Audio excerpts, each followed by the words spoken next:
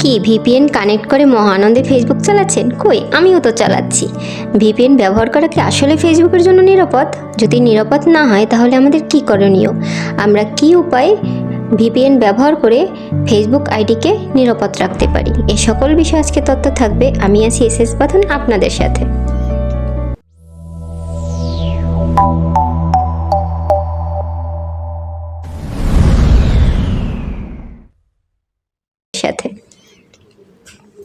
আমরা সবাই জানি বাংলাদেশে বর্তমানে সামাজিক যোগাযোগ দুটি মাধ্যম ফেসবুক এবং টিকটক এর আইপি সেবা বর্তমানে বন্ধ আছে। তো তাতে কি হয়েছে? আমরা বাঙালি না, আমরা সব পারি। আমাদের দমায় রাখার শক্তি কারণেই ভিপিএন আমাদের আছে না। কিন্তু একবারও ভেবে দেখেছেন ভিপিএন ব্যবহার করা কি আসলে ফেসবুকের জন্য উচিত? আমরা যেভাবে ব্যবহার করি সেটা কি আসলে নিরাপদ? আপনি যদি সঠিক উপায় ব্যবহার করেন তাহলে ভিপিএন নিরাপদ, কিন্তু অধিকাংশে যদি উপায় জানা না থাকে আপনি পড়তে পারেন বিপদে। আমাদের আগে বুঝতে হবে ভিপিএনটা কি।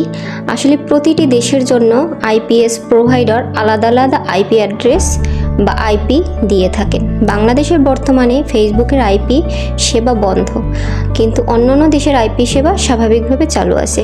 তো ভিপিএনের মাধ্যমে আমরা অন্য কোনো দেশের আইপি অ্যাড্রেসটাকে কিন্তু ব্যবহার করতেছি। ধরেন যখন আমরা কানাডা হিসেবে সার্ভার কানেক্ট করি তখন বুঝতে হবে কানাডার আপনি আইপি অ্যাড্রেস ব্যবহার করছেন। তো ভিপিএন ব্যবহারের ক্ষেত্রে প্রথম সতর্কতা হচ্ছে আমরা যে ভিপিএন ব্যবহার করে থাকি সেটা আসলেই ফেসবুকের জন্য মোটেও নিরাপদ নয়। কারণ আমরা তো বাঙালি, আমরা তো টাকা দিয়ে কিনে ভিপিএন ব্যবহার করব না। যেমন আমি নিজেও ফ্রি ভিপিএন ব্যবহার করি। ভিপিএন ব্যবহারের ক্ষেত্রে যদি আপনি পেইড ভিপিএন ব্যবহার করে থাকেন সেক্ষেত্রে অনেকাংশে নিরাপদ। আর ফ্রি ভিপিএনের ক্ষেত্রে আপনি যদি অথেন্টিক ভিপিএনটা ব্যবহার করে থাকেন সেক্ষেত্রে নিরাপদ।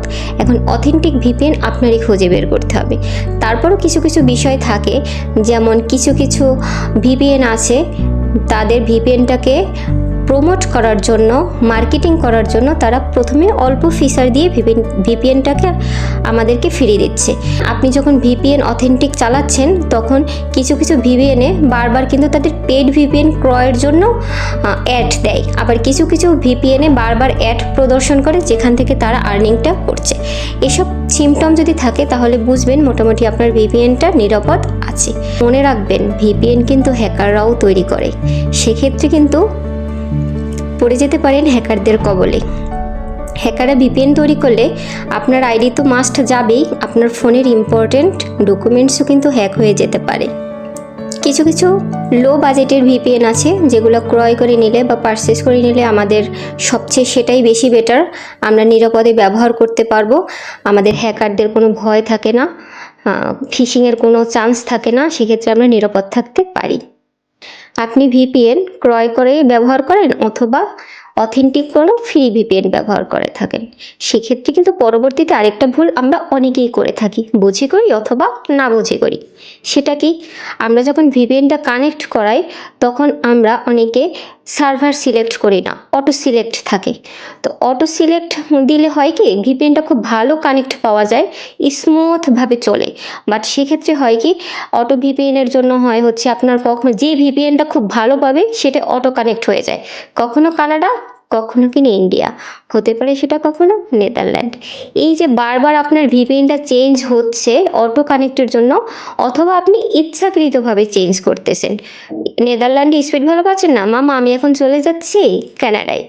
এই যে বারবার আপনি সকালে কানাডা, দুপুরে চায়না, বিকালে আপনি আমেরিকা, এই যে বারবার আপনি সার্ভার পরিবর্তন করছেন, আপনি কিন্তু ঝুঁকির মধ্যে আছেন। বারবার আইপি পরিবর্তন মানে কি জানেন?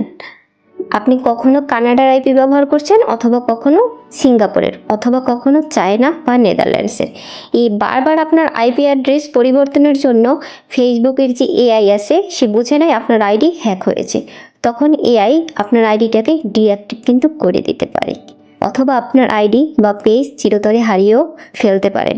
সেক্ষেত্রে আপনি একটা দেশে থাকেন, আপনি কানাডায় গেছেন আপনি কানাডায় থাকেন, আপনি নেদারল্যান্ডসে গেছেন আপনি নেদারল্যান্ডেই থাকেন, আপনার সকালে কানাডা বিকালে প্লেনে করে আমেরিকা যাওয়ার কোনো দরকার নেই। আপনার কিন্তু আইডি ঝুঁকির মধ্যে পড়ে যেতে পারে। আপনি স্পিড ভালো পাবেন না, তারপর আপনি বুঝে শুনে একটা সার্ভার সিলেক্ট করেন। আপনি বুঝেন আমি কোন সার্ভারটা সিলেক্ট করলে আমি সেখানে মোটামুটি একটা স্পিড পাবো। নেদারল্যান্ড হোক, সিঙ্গাপুর হোক অথবা কানাডা হোক, আপনি একটা সার্ভারেই থাকেন। সেটা যদি আপনি স্মুথলি নাও চালাতে পারেন, সেটা আপনার আইডির জন্য অনেক নিরাপদ। এখন অনেকেই বলতে পারেন, কই আমি তো অনেক দিন ধরেই ভিপিএন কানেক্ট করে ফেসবুক চালাচ্ছি, আমার তো কোনো সমস্যা হচ্ছে না, প্রবলেমে পড়তেছি না। লাখে যদি 5জনও প্রবলেমে পড়ে বা লাখে যদি 5জনও তার আইডি হারিয়ে ফেলে, নষ্ট হয়ে যায় অথবা ফেসবুক এআই ডিঅ্যাক্টিভ করে দেয়, সেই 5জনের মধ্যে যে আপনি একজন হবেন না বা আমি একজন হব না, তার গ্যারান্টি কি আপনি দিতে পারবেন? অতএব আপনার ফেসবুক, আপনার আইডি আপনার নিরাপদ রাখতে হবে, বুঝে শুনে ভিপিএন ব্যবহার করতে হবে। ধন্যবাদ সবাইকে।